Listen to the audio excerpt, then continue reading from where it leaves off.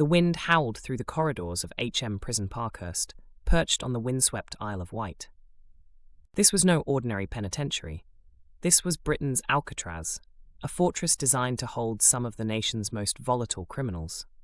Few dared to dream of escaping its towering stone walls, electric fences, and relentless security patrols, and fewer still had ever tried. But on the night of January 3rd, 1995, 3 inmates turned the impossible into reality. Through meticulous planning, raw intelligence, and a brazen refusal to submit, they did what no one thought possible. They escaped.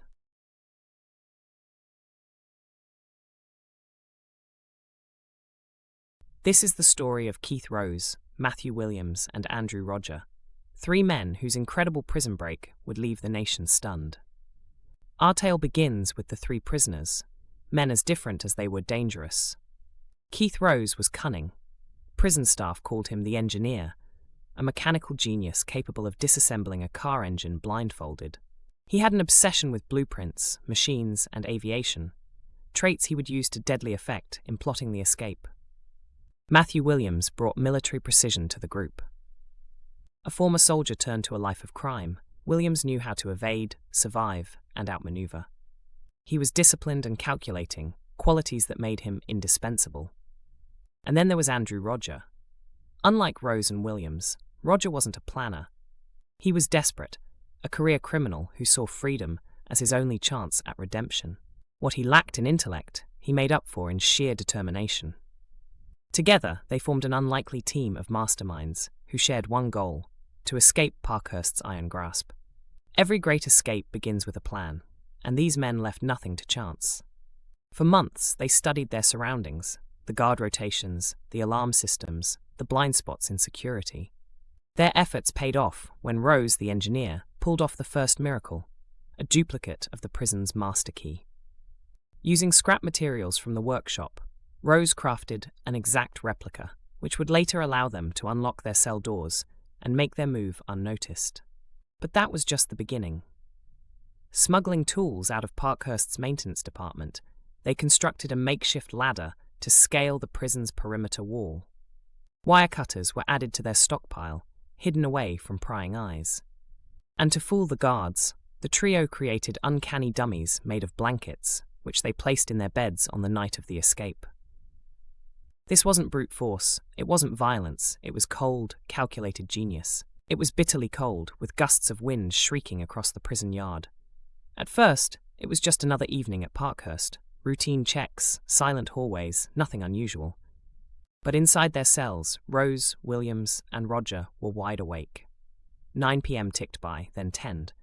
By 11:30, the prison had gone completely quiet. This was their moment. One by one, they used their homemade key to unlock their cell doors. The faint click of metal echoed in the darkness as they slipped into the corridor, their movements rehearsed to perfection. They weren't just sneaking, they were practically ghosts, bypassing cameras and guard patrols without leaving a trace. By midnight, they reached the outer yard.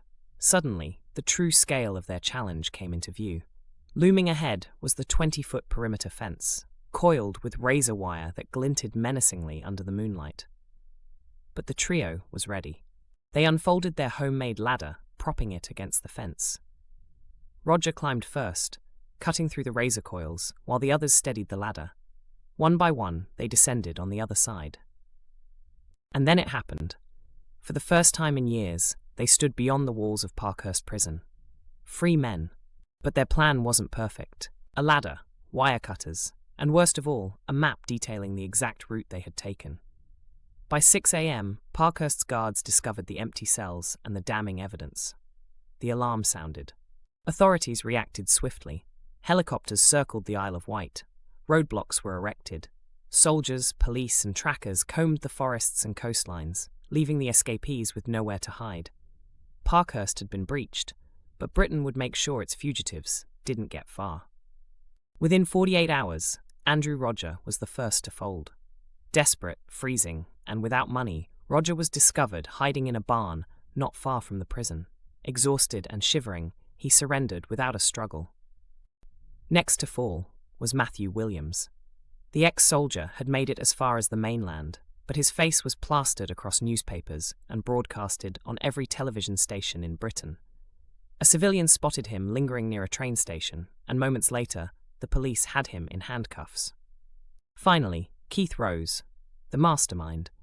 Ever resourceful, Rose had stolen a car and was planning his grand getaway by taking to the skies.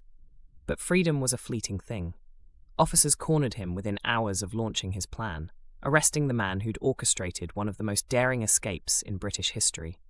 The country watched as all three men, once free for the briefest moment, were hauled back to Parkhurst in chains. Their actions set off a storm of public scrutiny, forcing the prison system to confront its vulnerabilities. Parkhurst underwent a massive security overhaul.